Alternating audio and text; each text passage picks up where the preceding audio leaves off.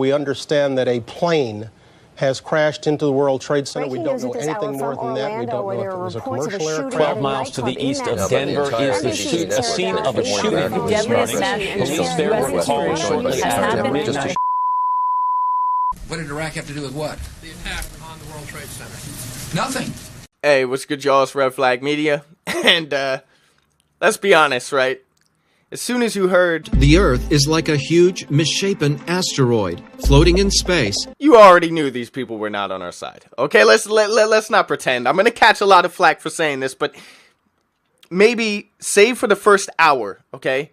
Even though they put a ridiculous soundtrack and they tried very hard to pander towards the National Geographic Discovery Channel type documentary with you know, we'll wait for the results until after, you know, that whole thing.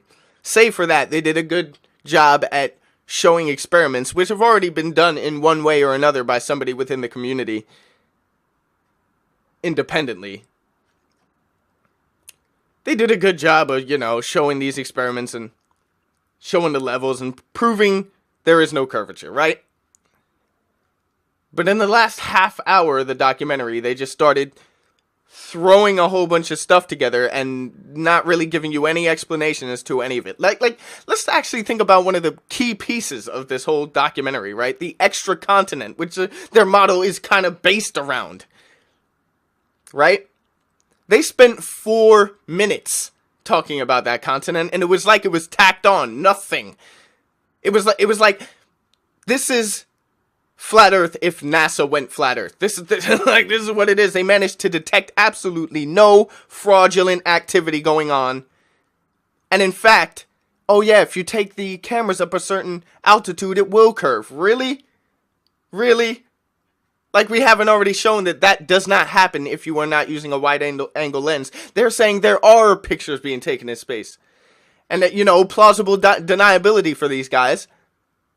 Oh, we just didn't know it because it already curves over there, and, you know, we just thought it was this Van Allen thing, but it turns out the Earth was flat. Oh, who knew? You know?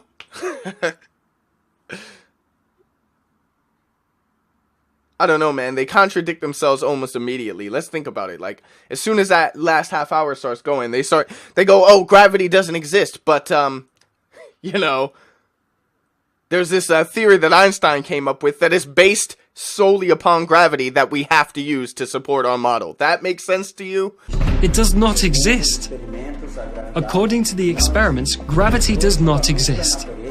And why do Earth photos taken from space show a curvature?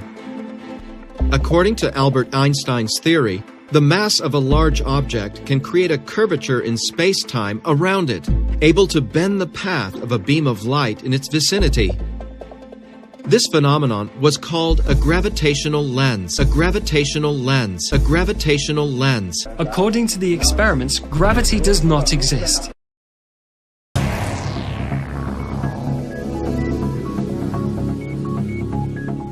That doesn't make sense to me.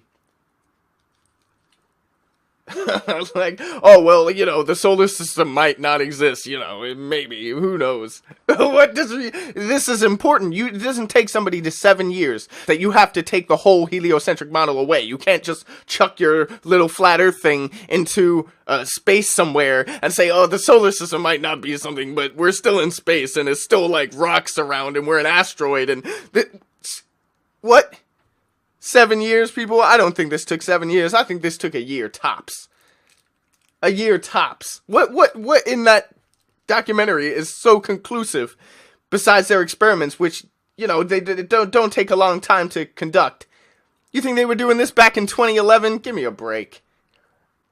And if we go back to that continent, this is the picture they show for the continent. And then they switch immediately over into CGI to explain the rest. Now, who else do we know who does that?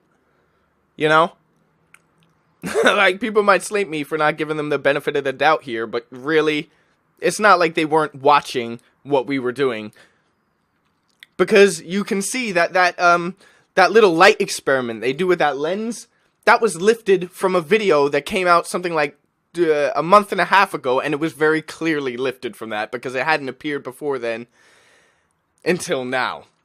The following experiment simulates the behavior of day and night. We use a flat convex lens, a model of the continents, and an external light source simulating the sun. The result is a model of day and night in the corresponding time zones.